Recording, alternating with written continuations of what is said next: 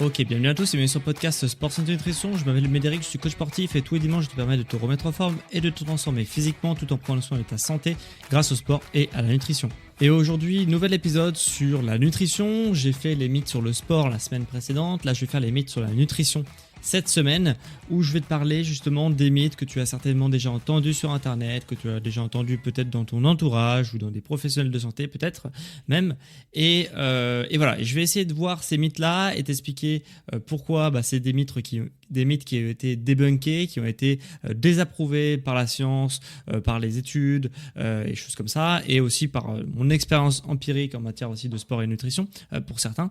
Donc voilà, il y a plusieurs choses que j'avais envie d'aborder dans ce podcast sur la nutrition, et j'espère que toi tu vas apprendre de ces choses que je vais t'apprendre, puisque il y a peut-être certains mythes que tu pensais que c'était quelque chose de réel, puisque tu l'as peut-être entendu plein de fois, et au final qui ont été démontrés que c'est pas du tout comme ça que ça fonctionne. Notamment la science là, pas mal de recherches sur la nutrition. Donc il y a plein de choses qu'on pensait dans les années 80 qui sont plus du tout valables aujourd'hui, puisque on a essayé de chercher si c'était vrai ou pas, et c'est vrai que c'était pas vrai. Donc voilà, je voulais te faire ce podcast sur la nutrition, et on commence tout de suite par le premier mythe. Et le premier mythe que j'avais envie de te parler, c'était que le gras c'est mauvais pour la santé. Alors, le gras, c'est pas forcément mauvais pour la santé. Et j'ai envie de te dire, c'est le problème pour moi, de ce que j'ai pu observer par mes clients, coaching, etc., c'est que le principal ennemi, s'il doit en avoir un, ça serait les sucres, ok, donc les glucides. Ça, c'est quelque chose qui est, on va dire, à limiter, pas à éviter, mais à limiter, justement pour avoir une condition corporelle, une condition physique, etc., qui te plaît. Généralement, c'est là où ça pêche. De ce que j'ai pu observer, généralement, les personnes qui ont du poids en trop, qui se trouvent pas comme elles voudraient qu'elles soient, etc., dans leur alimentation, ce qui pêche, c'est plutôt le manque de protéines et une alimentation riche en glucides, une alimentation trop riche en glucides. Les graisses, c'est pas tellement le problème. Bien que ça peut quand même causer un problème, c'est qu'il y a plusieurs catégories, si tu veux, de gras, et les graisses trans, qui sont une catégorie de graisses qui sont synthétisées, qui sont pas biodisponibles de la nature, si tu veux, qui sont juste créés par les industriels parce que c'est des meilleurs agents en texture, ça permet d'améliorer la texture, le goût, etc. Ça, les graisses trans, c'est pas indiqué dans tes produits, etc. Effectivement, c'est un problème, puisque comme c'est des graisses qui ont été synthétisées par des entreprises dans l'agroalimentaire, c'est des graisses qui n'existent pas dans la nature et que du coup ton corps ne sait pas gérer, puisque dans son histoire, ton corps d'être humain n'a jamais été confronté à ce type de graisse-là. Du coup, il sait pas forcément très bien les utiliser, les métaboliser comme source d'énergie, etc. Donc, ça peut poser un problème, ce type de graisse trans. Autre chose qui peut poser un problème sur les graisses, c'est les oméga 6 qu'on consomme de manière générale trop, ok, comme parce qu'il y a beaucoup d'oméga 6 dans le beurre, dans l'huile de tournesol, dans la viande rouge. Voilà, il y a pas mal d'aliments qu'on consomme au quotidien dans une alimentation classique d'un occidentaux moyen. Eh bien, on consomme trop d'oméga 6 et par ailleurs, on consomme pas assez d'oméga 3 et d'oméga 9. Okay, encore les oméga 9, ça va à peu près, on va dire, mais les oméga 3, en tout cas, on n'en consomme pas assez, puisque les oméga 3 se situent dans les œufs qui sont pas élevés en batterie, les œufs de plein air enrichis en oméga 3, etc., les poules qui ont vu la lumière du soleil, etc., voilà, elles en synthétisent. Et surtout dans les poissons carnassiers. Et les poissons carnassiers comme le saumon, le thon, les sardines, les maquereaux, etc. Je ne sais pas si tu en consommes beaucoup dans ton quotidien, mais c'est quand même des aliments assez nobles, assez chers, et qui en plus ont le désavantage d'avoir des métaux lourds dedans. Donc on évite aussi d'en consommer, ce qui fait que c'est des sources d'oméga 3 qu'on ne prend pas, et du coup qui déséquilibre la balance des oméga. Idéalement, la balance au niveau des oméga, il ne faut pas que tu manges trop d'oméga 6 par rapport au nombre d'oméga 3 que tu manges. Et actuellement, on mange très peu d'oméga 3 et énormément d'oméga 6 par exemple, et forcément ça crée des problèmes de santé. Ça crée des inflammations au niveau du corps quand il y a un déséquilibre au niveau de ces balances oméga 3, 6 et 9. Et voilà, pour résumer, on mange trop d'oméga 6, ça déséquilibre la balance. Du coup, ça favorise l'inflammation du corps. Donc, les graisses, c'est pas forcément quelque chose de mauvais, ok. Comme je te dis, c'est pas quelque chose de très très alarmant selon moi. Par contre, c'est plutôt les glucides que tu devrais faire attention. Et donc, la tendance des années 80, 90, 2000 même, qui a tendance à diaboliser les graisses, pour moi, n'était pas du tout le bon coupable. Le coupable maintenant, c'est plutôt les sucres, puisqu'il y en a partout du sucre. Alors du sucre en poudre rajouté dans les aliments, puisque c'est bon au goût, parce que c'est addictif, etc., etc. C'est pour ça qu'on en rajoute beaucoup. Et aussi les sucres comme les pâtes, le riz, donc les sucres complexes, hein, les glucides, on va dire. Donc les pâtes, le riz, la semoule, tout ce qui est à base de farine également, enfin toutes ces choses-là, tous les féculents de manière générale, on a tendance à en manger trop, alors que c'est beaucoup plus rare de manger des choses très très grasses. Généralement, quand on mange des choses très très grasses comme des frites, on sait que c'est un gros excès, on sait que c'est quelque chose qui est pas bien, donc on va pas le faire tous les jours. Alors certains le font, mais généralement on le fait pas tous les jours parce qu'on sait que c'est pas bien. Alors que le sucre c'est un peu plus caché, on sait pas forcément des produits qui a du sucre alors qu'il y en a. Et en plus de ça, voilà, tout ce qui, ça va très vite de faire une pâte à base de farine par exemple. Donc forcément on va consommer pas mal de féculents à ce niveau-là. Et puis après tu te prends un petit gâteau sucré. Et puis après tu te prends peut-être le soir un peu de pâte, etc. Et ça va très très vite de manger beaucoup trop de sucre. Alors que les graisses, tu t'en rends plus compte et selon moi, c'est moins un problème. Autre mythe sur la nutrition, c'est le fait de dire bah moi je mange bio donc je mange sain. Alors avoir des aliments bio dans ton assiette, c'est pas forcément quelque chose qui gage le fait que ce soit sain, hein, bien sûr.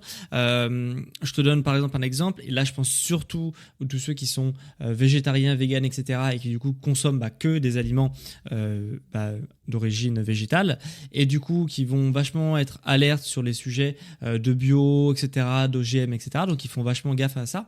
Et moi j'en ai fait l'expérience, c'est-à-dire que le fait de les aliments par exemple transformés, là je parle bien d'aliments transformés, bio, vegan ou végétarien, etc.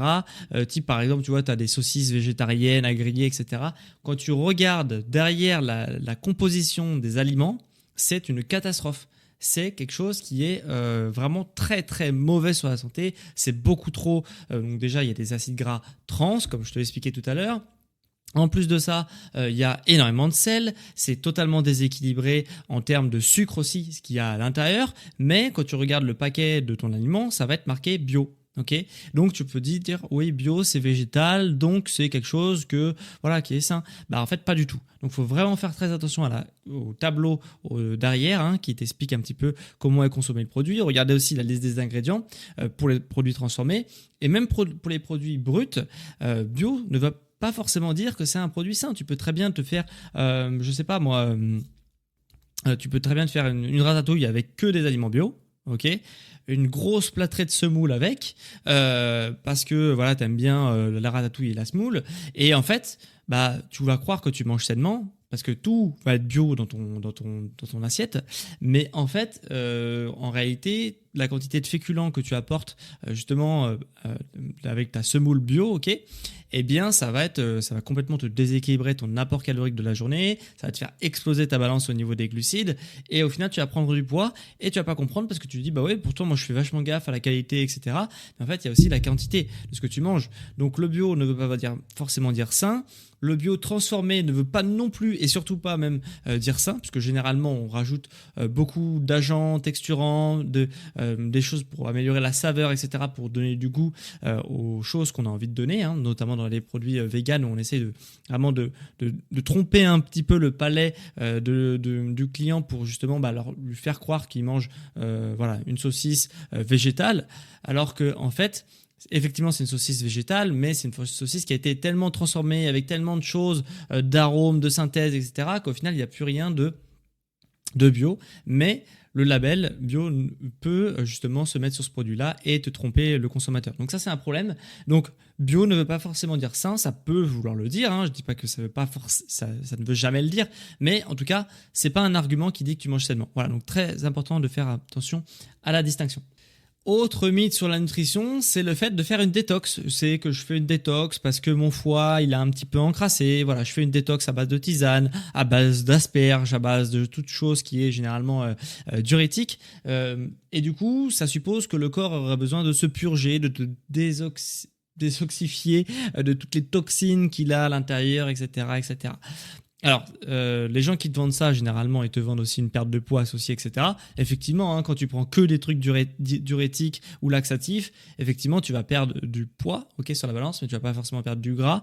Et tu vas aussi abîmer ta flore intestinale, tu vas abîmer aussi tes reins, puisque ils vont surtravailler, alors que voilà, quand tu prends que des aliments ou des boissons diurétiques, tu vas vraiment aller aux toilettes très très très très régulièrement, donc tes reins vont devoir filtrer. Donc si tu le fais pendant une semaine, en vrai ton corps il peut gérer ça, mais si tu le fais pendant plusieurs mois, ça peut être dangereux. Et pareil pour la flore intestinale de l'intestin.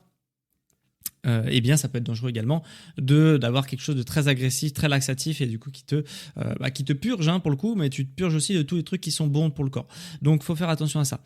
Et en plus de ça, donc s'il y avait que ça, j'ai envie de te dire voilà, si tu le fais pas trop souvent, etc. Mais moi ce que j'ai un problème, c'est surtout que les personnes qui te vendent ça ne savent pas du tout comment fonctionne le corps, ou en tout cas les clients ne savent pas du tout comment fonctionne le corps, les utilisateurs de ce type de produit-là.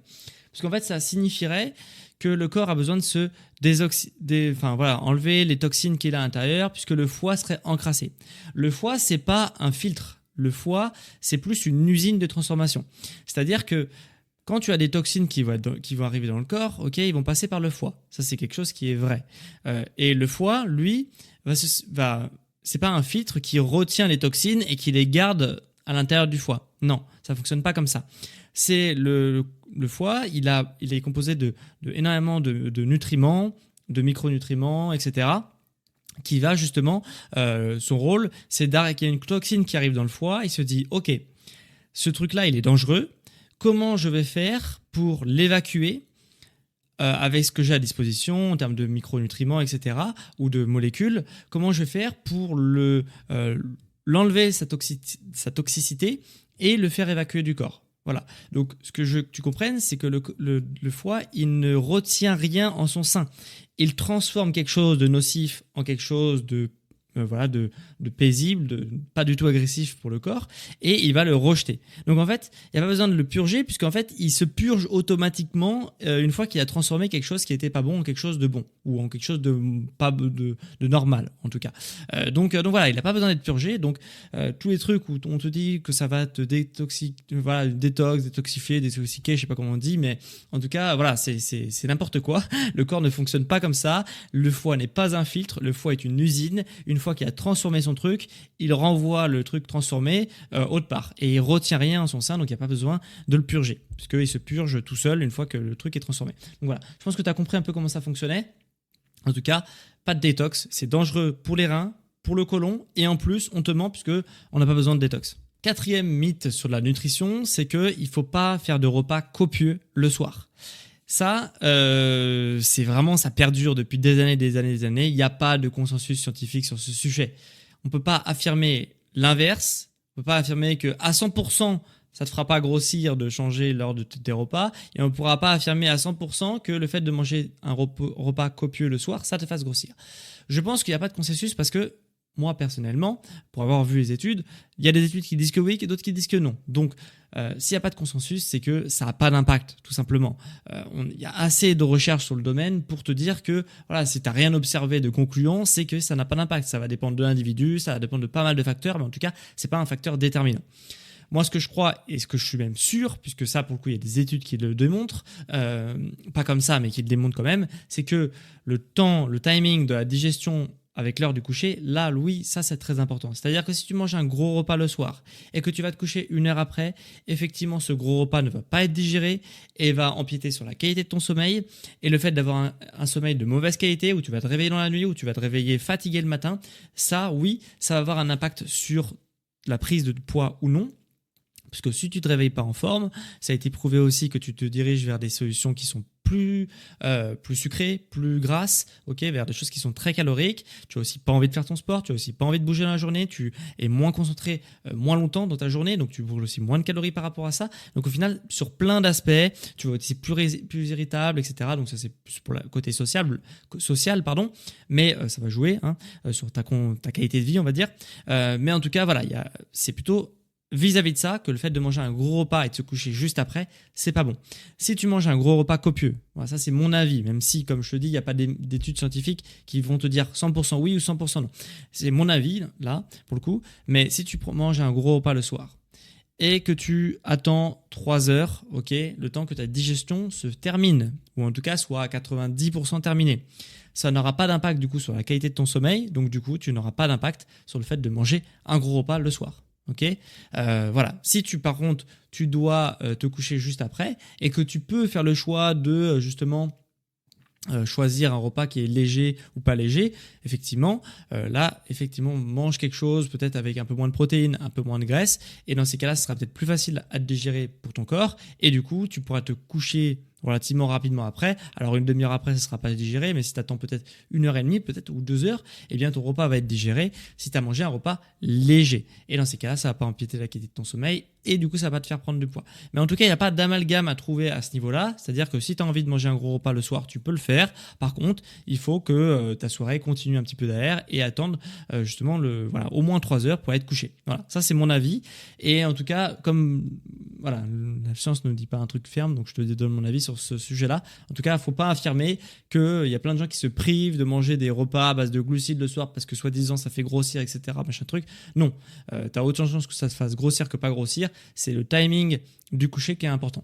Et dernier mythe, donc 5e et dernier mythe, c'est que les jus de fruits, c'est bon pour la santé. Les jus de fruits, c'est plein de vitamines, c'est plein de minéraux, c'est à tout prix à prendre, à donner à vos enfants, etc. C'est totalement faux. Les jus de fruits, c'est très mauvais, vraiment très mauvais, et je pèse mes mots. C'est presque aussi pire, et c'est même, on va dire, aussi pire que le soda, ok, pour la simple et bonne raison que un jus de fruit n'est pas un fruit. Un jus de fruit est un fruit que tu as mixé pour récupérer le jus avec le sucre du jus, ok, et il n'y a plus les fibres qui ralentissent la digestion de ce sucre. Ce qui fait que de prendre du sucre en poudre, ok, dans du soda qui va être rajouté, etc., ou les fruits du jus, ok,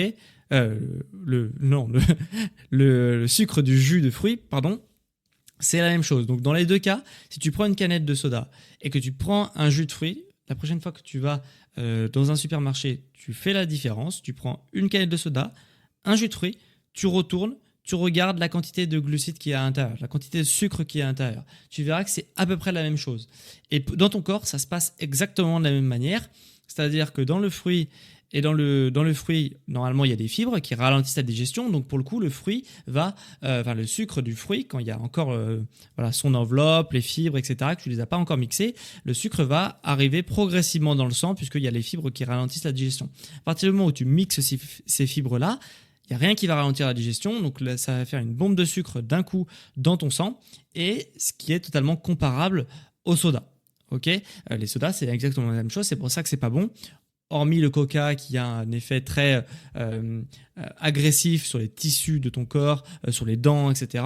Mais pour l'aspect du sucre, par exemple, eh bien, ça va faire pareil. C'est-à-dire que le sucre va arriver d'un coup dans ton sang, ça va augmenter ta glycémie, ça va faire monter ton insuline, ça va te filer un coup de barre et ça va te faire prendre du poids.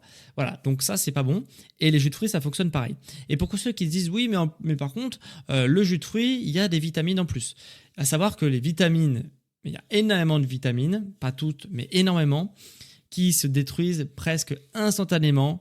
Je dis instantanément, mais c'est quelques minutes au contact de la lumière du jour. C'est bien pour ça que certains fruits, comme l'orange qui contient de la vitamine C, a une écorce. Okay, quand une orange, tu as bien vu qu'elle a une peau très très épaisse. Pourquoi elle a une peau très très épaisse ?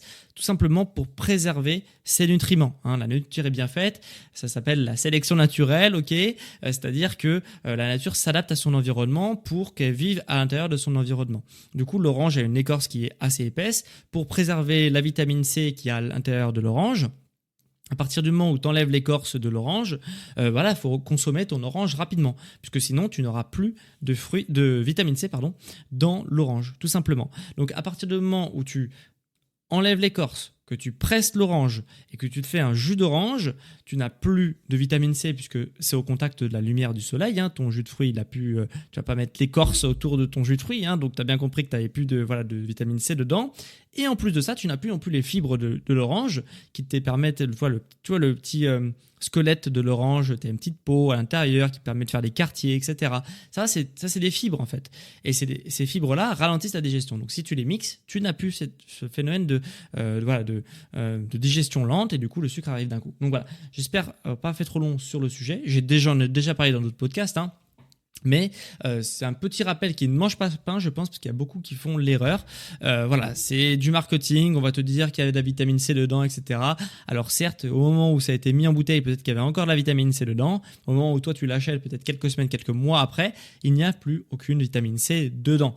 Donc si tu veux te faire des jus de fruits, à la rigueur, pourquoi pas, mais dans ces cas-là, tu te fais des jus de fruits par toi-même, tu le consommes tout de suite après l'avoir consommé, mais sache que là, tu auras peut-être les vitamines, mais ça sera néanmoins des bombes de sucre, ok? Donc ça va prendre comme ça de temps en temps, voilà, pour te faire plaisir, mais ça sera pas un aliment qui va être sain. C'est pas bon pour la santé, les jus de fruits. Vraiment, c'est pareil que le soda, sauf si tu le fais toi-même, tu as l'aspect vitamine en plus, si tu le fais sur place et que tu le prends tout de suite. Voilà. Mais sinon, c'est exactement la même chose que les sodas. Donc voilà, on en a fini avec ce podcast sur les 5 mythes de la nutrition que tu connais probablement pas. On aura vu que les graisses, c'est pas forcément mauvais sur la santé, pour la santé. Alors, les oméga 6, c'est pas très bon parce que tu en consommes trop. Les graisses trans, c'est pas du tout bon parce que ton corps ne sait pas les gérer. Mais c'est pas forcément quelque chose qui va avoir le focus dessus. C'est plutôt les glucides, donc pas les lipides, les graisses, mais les glucides, les sucres, qui sont plutôt mauvais sur la santé. En tout cas, on en consomme trop pour l'être humain moyen en Occident. Donc, c'est plutôt ça qu'il faut vraiment que je veux attirer ton attention aujourd'hui. Le bio, c'est pas forcément quelque chose de sain. On a vu qu'il y a des aliments hyper transformés qui sont bio et qui sont pas sains. On a vu aussi que l'équilibre d'une assiette bio était important. Si tu manges par exemple énormément de semoule avec ta ratatouille bio, eh bien, on va voir que ça va pas te faire prendre du poids ça va te faire prendre du poids sur la durée, que ça va pas du tout être sain, ça va pas du tout te rapprocher de tes objectifs de manger bio. Hein.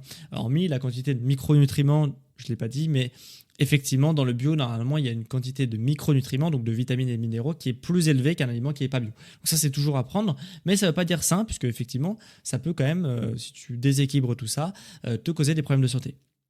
On a vu que tu ne pouvais pas faire une détox, notamment une détox du foie. C'était même dangereux pour le côlon et pour les reins. Mais au niveau de la détox, tu ne peux pas te détoxifier, te détoxiquer de tout ce que tu veux de ton foie, puisque le foie ne retient rien. Le foie n'est pas un filtre, le foie est une usine. Il transforme et il envoie. Il ne retient rien dans son sein. Et quatrième chose, on a vu que de manger des gros repas, des repas copieux le soir, ça faisait pas forcément grossir, ok. C'était plus le timing du repas qui était important. Privilégier 3 heures avant le coucher, justement, ton repas, parce que sinon, tu vas encore avoir l'estomac rempli, ou en tout cas partiellement rempli pendant que tu dors, et dans ces cas-là, ça va entraîner un mauvais sommeil, et donc, ça va faire prendre du poids d'avoir un sommeil de mauvaise qualité. Et on aura vu aussi que les jus de fruits sont pas bons pour la santé, puisqu'ils ne contiennent pas de vitamines, en tout cas pour ceux qui sont pas pressés directement sur place, mais qui sont achetés directement tout fait. Ils contiennent énormément de sucre et du coup, ils sont comparables au soda. Donc, il ne faut pas du tout les prendre. En tout cas, tu peux les prendre de temps en temps pour te faire plaisir, mais ce n'est pas quelque chose qui est bon pour la santé. C'est quelque chose que tu prends pour te faire plaisir. Pour ceux d'ailleurs qui veulent avoir une solution qui soit efficace et qui soit saine pour perdre du poids sur la durée. Si actuellement tu as plus de 5 kg à perdre, que tu penses que tu as plus de 5 kg qui te séparent de ton objectif, de perte de poids, et que tu voudrais vraiment une solution qui est efficace et qui marche aussi à 100%. La solution que je peux te proposer, c'est justement de te faire accompagner.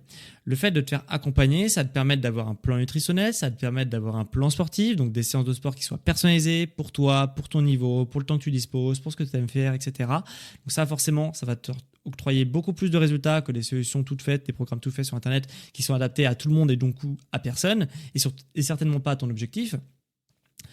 Je m'occupe aussi dans l'accompagnement de l'aspect nutrition. Donc encore une fois, ça sera quelque chose qui est beaucoup plus efficace que quelque chose de tout fait que tu peux trouver sur Internet, puisque ça sera vraiment fait pour toi, pour ton métabolisme. On a tous des métabolismes différents, on a tous des besoins différents, on a tous des objectifs différents. Donc ça aussi, c'est un travail d'adapter la nutrition à ton objectif. Et du coup, je vais te le faire pour toi. Tu auras vraiment une solution clé en main pour le sport et la nutrition. Je t'accompagne aussi 7 jours sur 7 sur WhatsApp pour te motiver, t'accompagner, répondre à tes questions et tes interrogations. Donc voilà, c'est quelque chose vraiment une solution très très complète. Et en plus de ça, tu as une garantie satisfait remboursée de 30 jours. Donc si tu n'es pas satisfait avant 30 jours de l'accompagnement que je propose et des résultats que je propose, eh bien je te rembourse sans poser de questions. Et voilà, tu me dis avant 30 jours, finalement cet accompagnement n'est pas fait pour moi. Finalement cet accompagnement, j'ai pas les résultats que j'attendais. Chose que je ne crois pas, mais bon, on ne sait jamais. Et bien du coup, avant 30 jours, je te rembourse des frais que tu as avancés dans ton coaching. Et du coup, voilà, on se quitte bons amis, il n'y a aucun souci. Voilà, donc tu as 30 jours pour essayer et te faire rembourser si ça ne te plaît pas.